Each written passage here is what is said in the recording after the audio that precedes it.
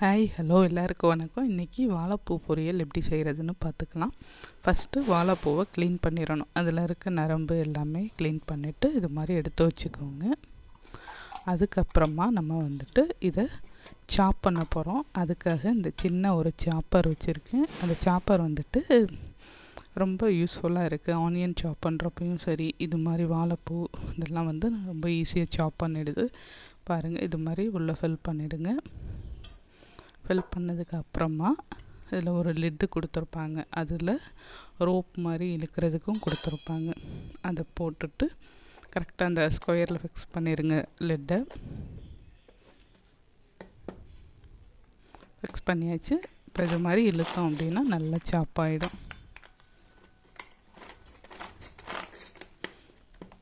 அவ்வளோதான், நல்லா சாப்பாயிடும். நம்ம ஓப்பன் பண்ணி இப்போ பார்த்தோன்னா அது எந்தளவு சாப்பாக இருக்குதுன்னு தெரியும். ஒரு வேளை சரியாக சாப் ஆகலை அப்படின்னா திரும்பவும் நம்ம உள்ளே போட்டு நல்லா சாப் பண்ணிக்கலாம்.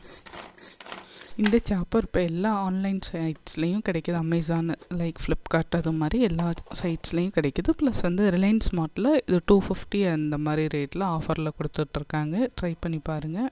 இப்போ நல்லா சாப் ஆகலை, அதனால் நம்ம என்ன பண்ண போகிறோம்னா திருப்பியும் லிட் போட்டு இன்னும் கொஞ்ச நேரம் சாப் பண்ண போகிறோம்.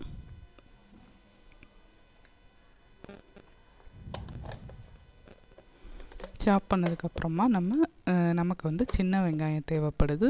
சின்ன வெங்காயமும் இதில் ரொம்ப நைஸாக சாப் ஆயிரும். அதனால் நம்ம கத்தி வச்சு கட் பண்ணிவிட்டு கொஞ்சம் நீளமாக கட் பண்ணிக்கலாம். அதனால் சின்ன வெங்காயம் உரித்து வச்சுருக்கோம்.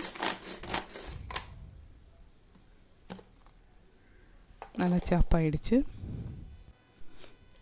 நல்லா சாப் பண்ணது தெரியுது உங்களுக்கு. இந்தளவு ஃபைனாக சாப் பண்ணால் போதும். இப்போ சின்ன வெங்காயத்தை சின்னதாக கட் பண்ணிக்கலாம். கட் பண்ணதுக்கப்புறமா நம்ம எப்படி குக் பண்ணுறது அப்படின்றத பார்த்துக்கலாம். இவ்வளோதான் வாழைப்பூ பொரியல் செய்கிறதுக்கு சிம்பிள்.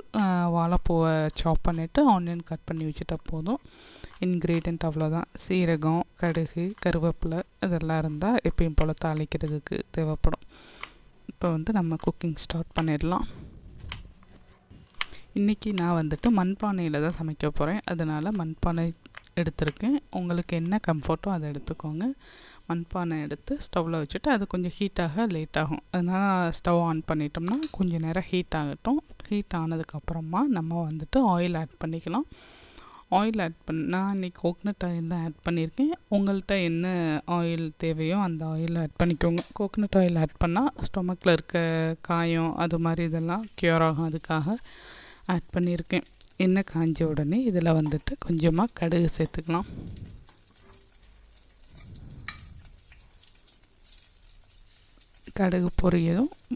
கடுகு பொரிஞ்சதுக்கப்புறமா சீரகம் ஆட் பண்ணிடலாம்.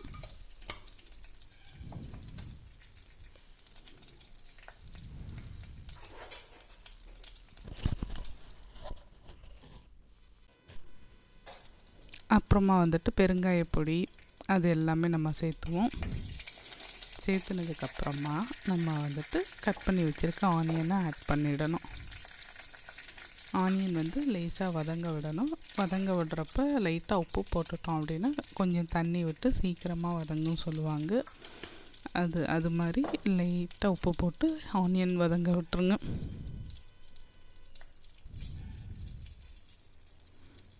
பெருங்காயப்பொடி, சீரகம் எல்லாமே சேர்த்தாச்சு. கருவேப்பிலை ஆட் பண்ணிக்கலாம்.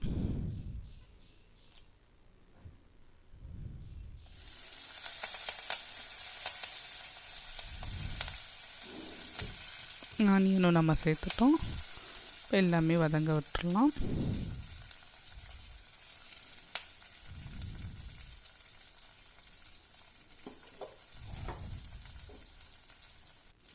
காரத்துக்கு இன்றைக்கி நான் வரமிளகா தான் சூஸ் பண்ணியிருக்கேன். இதுக்கு வரமிளகா நல்லா டேஸ்ட்டாக இருக்கும்.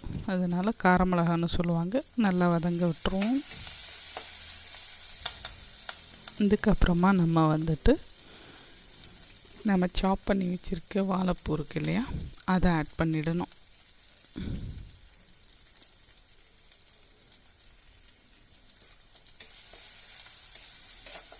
ஓரளவுக்கு ஆனியன் டிரான்ஸ்பரண்ட்டாக வர வரையும் விட்டுறலாம்.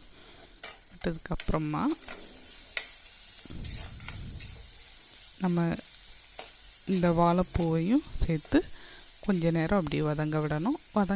அது வந்து குக் ஆகிறதுக்கு இதில் நம்ம வந்து கொஞ்சமாக தண்ணி ஆட் பண்ணியிருப்போம். வாழைப்பூ வந்து எப்படியும் டிரான்ஸ்பரண்ட்டாக ஒரு மாதிரி பிளாக்கிஷ் கலரில் மாறும். ஒரு சிலருக்கு இது மாதிரி ஆறது பிடிக்கல அப்படின்னா மோர் வாட்டர் இருக்கு இல்லையா, அதில் வந்து ஆட் பண்ணி வச்சுருப்பாங்க. நான் அந்த மாதிரி ஆட் பண்ணால் அதில் இருக்க சத்தெல்லாம் வேஸ்ட் ஆயிருமோனவோ சொல்லிவிட்டு அது மாதிரி ஆட் பண்ணுறது கிடையாது.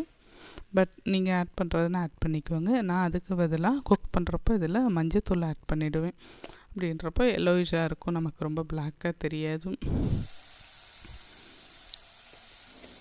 இதில் கொஞ்சமாக தண்ணி மட்டும் ஆட் பண்ணி கொஞ்சம் லிட் போட்டு மூடி வச்சிட்டிங்கன்னா அது பாட்டுக்கு குக் ஆயிரும். மஞ்சத்தூள் ஒரு பிஞ்ச் போட்டிங்கன்னா போதும். ஆஸ் யூஷுவல் எப்படி போடுறோமோ அது மாதிரி போட்டுட்டு நல்லா குக் பண்ண விட்டுருங்க. கடைசியாக வந்து நம்ம தேங்காய் துருவல் இதோட ஆட் பண்ண போகிறோம். அப்போ அந்த துவர்ப்பு டேஸ்ட்டோட தேங்காயும் சேர்த்து சாப்பிட்றப்போ நமக்கு அது டேஸ்ட்டாக இருக்கும். இல்லைன்னா வெறும் துவர்ப்பாக சாப்பிட்றப்போ நமக்கு வந்துட்டு அந்தளவுக்கு டேஸ்ட் பிடிக்காது.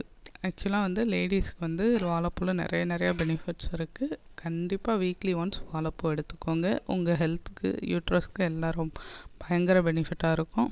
தேங்காய் துருவி வச்சுருக்கோம், அதை இதில் ஆட் பண்ணி மிக்ஸ் பண்ணியாச்சு. அவ்வளோதான், நம்ம செஞ்ச வாழைப்பூ வந்து இப்போ ரெடி ஆகிடுச்சு. தேங்க்யூ, கீப் வாட்சிங்.